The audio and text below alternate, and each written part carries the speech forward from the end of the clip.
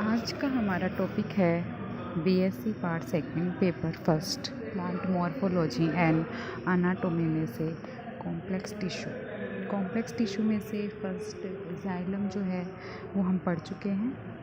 Complex tissue heterogeneous tissue होते हैं, means various types of cells के बने होते हैं। सेकंड कॉम्प्लेक्स टिश्यू है फ्लोएम, हिंदी में से कहते हैं पोर्चुआ या फ्लोएम जाइलम की तरह ही कॉम्प्लेक्स होता है। इसके दूसरे नाम है लेप्टोम या बास्ट। मुख्य रूप से फ्लोएम लीव्स में जो भोजन संश्लेषित होता है या ऑर्गेनिक मटेरियल बनता है उसे ऊपर तथा नीचे दोनों तरफ पादप अंगों तक पहुंचाने का कार्य करता है। जाइलम जो होता है वो ओनली वन यूनिडायरेक्शनल में, मीन्स नीचे से ऊपर की ओर वाटर कंडक्शन करता है, लेकिन फ्लोएम जो है वो ऑर्गेनिक मटेरियल का दोनों दिशाओं में यानी बाई डायरेक्शनल वाटर कंडक्शन करता है। यह भी जाइलम की तरह हेट्रोजेनस टिश्यू होता है। इसका अगर ओरिजिनेशन देखा जाए तो फ्लोएम भी जाइलम की तरह प्रोकैम्बियम से या वेस्कुलर कैम्बियम से ही बनता है। फ्लोएम सभी वेस्कुलर प्लांट्स में पाया जाता है। सामान्यतः यह जाइलम के पास ही होता है। एंजियोस्पर्म्स में यह मूल में यानी जड़ में अलग अलग पैचेस के रूप में पाया जाता है, लेकिन स्टेम में यह जाइलम के साथ कोलैटरल वेस्कुलर बंडल बनाता है। सामान्य रूप से फ्लोएम तने की बाहर की ओर स्थित होता है तथा जाइलम अंदर की ओर होता है। बट अनेक प्लांट जैसे एपोसाइनेसी मिटेसी इनमें प्राइमरी फ्लोएम संवहनपुल के भीतर की ओर पाया जाता है। इसे इंट्राजाइलरी फ्लोएम या इंटरनल फ्लोएम कहते हैं, मीन्स यह जाइलम के अंदर पैचेस के रूप में पाया जाता है। अनेक पादपों में जैसे कुकुरबिटेसी में फ्लोएम जाइलम के भीतर भी पाया जाता है और बाहर भी पाया जाता है। इसे बाइकोलेटरल संवहनपुल कहते हैं। बाइकोलेटरल मीन्स दोनों ओर, जाइलम की बाहर की ओर तथा अंदर की ओर दोनों ओर फ्लोएम पाया जाए। इसके अलावा निक्टेंथेसी कुल में द्वितीयक जाइलम के बीच में फ्लोएम आइलैंड पाए जाते हैं। इसे इंटरजाइलरी या इंक्लूडेड फ्लोएम कहते हैं या फ्लोएम आइलैंड भी कहते हैं। इस तरह फ्लोएम के 3 अलग अलग नेचर या अलग अलग प्रवृत्ति सामने आई हैं। इंट्राजाइलरी या इंटरनल फ्लोएम, जो प्राथमिक फ्लोएम जो होता है वह इसमें पाया जाता है। दूसरा बाइकोलेटरल संवहनपुल, तीसरा इंटरजाइलरी इंक्लूडेड या फ्लोएम आइलैंड। नेक्स्ट है structure of phloem. Structure of phloem 4 types of elements पाए जाते हैं। Sieve elements, companion cells, phloem fibres and phloem parenchyma. पहले जो 3 हैं मीन्स सीव एलिमेंट्स चालनी तत्व, दूसरा कंपेनियन सेल सहचर कोशिकाएं, तीसरा फ्लोएम फाइबर्स फ्लोएम तंतु, ये तीनों एक्सियल सिस्टम बनाते हैं तथा चौथा जो एलिमेंट है फ्लोएम पैरेन्काइमा, यह एरियल सिस्टम बनाता है। प्राइमरी फ्लोएम जाइलम की तरह ही प्रोटोफ्लोएम तथा मेटाफ्लोएम में विभेदित होता है। यह विभेदन जाइलम की तरह कुछ स्पष्ट नहीं होता, यानी जाइलम में थोड़ा स्पष्ट विभेदन होता है। अनावृत बीजी मीन्स जिम्नोस्पर्म्स में प्रोटोफ्लोएम में चालनी क्षेत्र सुस्पष्ट नहीं होता, लेकिन एंजियोस्पर्म्स में यह प्रोटोजाइलम में चालनी कोशिकाएं स्पष्ट होती हैं, बट कंपेनियन सेल अस्पष्ट होती हैं। सामान्य रूप से प्रोटोफ्लोएम कुछ समय तक ही एक्टिव रहता है। नेक्स्ट पहला जो तत्व है सीव एलिमेंट मीन्स चालनी तत्व।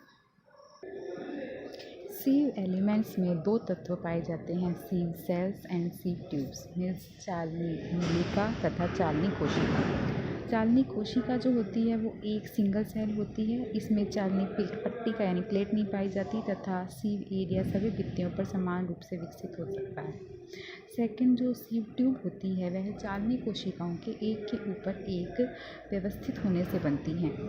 ये चालनी कोशिकाएं या सीव सेल्स दीर्घित या बेलनाकार होती हैं। इनकी लंबाई विभिन्न पार्टों में अलग अलग होती है। चौड़ाई लगभग 10 से 70 mm तक हो सकती है। एंजियोस्पर्म्स मीन्स आवर्तबीजी पादपों में द्वितीयक फ्लोएम में इसकी लंबाई 500 mm तक हो सकती है, जबकि कोन प्लांट्स मतलब कोनीफर्स जो शंकु वृक्ष होते हैं उसमें चालनी कोशिकाओं की लंबाई बहुत अधिक 1400 से 4800 mm तक हो सकती है। नेक्स्ट सीव प्लेट मीन्स चालनी पट्टिका। चालनी पट्टिका की वह भित्ति जिस पर छिद्र युक्त चालनी क्षेत्र होते हैं वह चालनी पट्टिका कहलाती है। एक चालनी क्षेत्र युक्त पट्टिका को सरल चालनी पट्टिका या सिंपल सीव प्लेट तथा एक से अधिक चालनी क्षेत्र वाली पट्टिका को कंपाउंड सीव प्लेट कहते हैं। दो तरह की चालनी पट्टिकाएं होती हैं, सिंपल एंड कंपाउंड। जब एक छिद्र हो तो सिंपल तथा अनेक हो तो कंपाउंड। सरल चालनी पट्टिका अनुप्रस्थ तथा संयुक्त चालनी पट्टिका तिर्यक मीन्स ओब्लिक होती है। नेक्स्ट है सीव एरिया मीन्स चालनी क्षेत्र। चालनी कोशिका भित्ति पर उपस्थित छिद्रों के समूह को चालनी क्षेत्र कहते हैं। चालनी नलिका में ये क्षेत्र ट्रांसफर सेप्टा पर होते हैं। इनके अतिरिक्त पार्श्व भित्ति पर भी चालनी क्षेत्र होते हैं, इन्हें पार्श्व चालनी क्षेत्र कहते हैं। ये कम विकसित होती हैं। चालनी छिद्रों का व्यास 0.5 से 15 म्यू तक हो सकता है। जो यंग चालनी कोशिकाएं होती हैं वे सजीव तथा केंद्रकित होती हैं मीन्स लिविंग एंड न्यूक्लिएटेड होती हैं, लेकिन जैसे ही ये मैच्योर होती हैं इनका केंद्रक लुप्त यानी ये न्यूक्लियस लेस हो जाती हैं। इनमें बड़ी रिक्तिका के चारों ओर जीव द्रव्य होता है तथा चालनी पट्टिका के छिद्रों में से जीव द्रव्य तंतुओं द्वारा ये दूसरी कोशिकाओं के जीव द्रव्य से संपर्क में रहती हैं। चालनी तत्वों की कोशिका भित्ति समीपस्थ मृदुत्व की कोशिकाओं की भित्ति से मोटी परंतु सेलुलोज युक्त प्राथमिक भित्ति होती है, बट कभी कभी इनमें श्लेष्म यानी म्यूसिलेज प्रकृति का भी थिकनिंग पाई जा सकती है। चालनी पट्टिका पर चालनी छिद्रों की परिधि पर कैलोस का डिपोजिशन पाया जाता है। मैच्योर चालनी नलिकाओं में जीव द्रव्य की परिधीय परत में प्रोटीनेशियस स्लाइमी पदार्थ को स्लाइम बॉडीज कहते हैं मीन्स अवपंक पिंड कहते हैं। ये एकल या ग्रुप में हो सकते हैं। अवपंक पिंड तरुण चालनी तत्वों में ट्यूब्स के समूह के रूप में तथा परिपक्व तत्वों में धारीदार रेशों के रूप में होते हैं। इन्हें क्रमशः P1 प्रोटीन तथा P2 प्रोटीन कहते हैं। P प्रोटीन के कारण ही चालनी तत्वों के जो छिद्र होते हैं वे बंद रहते हैं। चालनी तत्वों का कार्यकाल जो होता है वह कुछ समय तक के लिए कम हो जाता है। एक बीजपत्री पादपों में द्वितीयक वृद्धि पाई नहीं जाती, जिसके कारण यह जो चालनी तत्व हैं वे हमेशा जीवन पर्यंत क्रियाशील रहते हैं। बट द्वितीयक वृद्धि वाले जो पादप होते हैं जो डाइकोट्स एंड जिम्नोस्पर्म्स होते हैं उनमें द्वितीयक वृद्धि के बाद में निरंतर नई फ्लोएम बनता रहता है। इससे फ्लोएम चालनी तत्वों की सक्रियता 1 या 2 वृद्धि काल तक ही सीमित रहती है। अनेक बहुवर्षीय एक बीजपत्री पादपों में चालनी तत्वों की सक्रियता 50 वर्षों तक देखी गई है। टीलिया में चालनी तत्व 10 वर्ष तक सक्रिय क्रियाशील रहते हैं।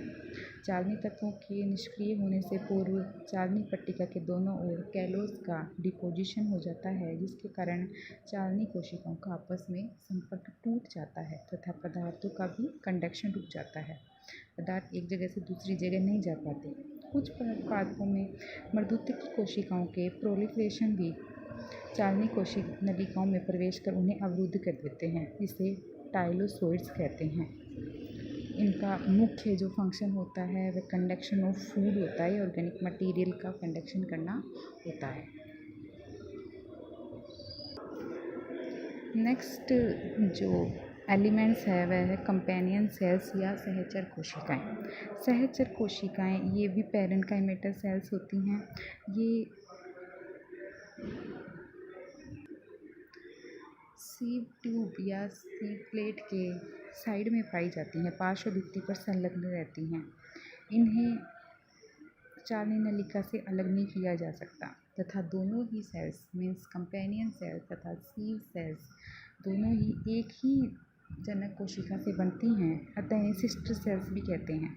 जनक कोशिका विभाजित होकर दो असमान कोशिकाएं बनाती हैं, जिसमें से छोटी कोशिका सहचर कोशिका तथा बड़ी कोशिका चालनी तत्व में विभेदित हो जाती है।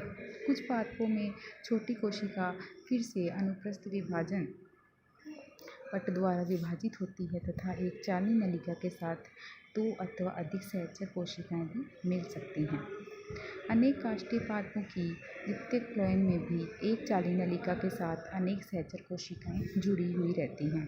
सहचर कोशिकाएं गोलाकार अथवा बहुभुजी सुस्पष्ट केंद्रयुक्त जीवित व पतली भित्तियुक्त होती हैं।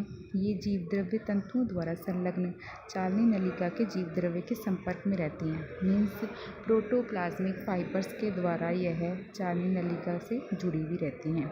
कोशिका के सभी कोशिकांग जैसे राइबोसोम, माइटोकॉन्ड्रिया, एंडोप्लाज्मिक रेटिकुलम, ये सभी ऑर्गेनेल्स इसमें पाए जाते हैं। अनावृतबीजी पादपों टेरिडोफाइट्स में सहचर कोशिकाओं के स्थान पर एल्बुमिनस सेल्स पाई जाती हैं। ये कोशिकाएं फ्लोएम की निष्क्रिय अवस्था में मंड का संचय करती हैं, मीन्स स्टोरेज करती हैं। कंपेनियन सेल्स भी चालनी नलिका के साथ कनेक्ट रहती हैं, जिससे ये चालनी नलिका तथा अन्य कोशिकाओं के बीच एक कनेक्शन लिंक की तरह कार्य करती हैं तथा अन्य मर्दूतकी कोशिकाओं के साथ मिलकर प्रेशर ग्रेडियंट बनाकर रखती हैं।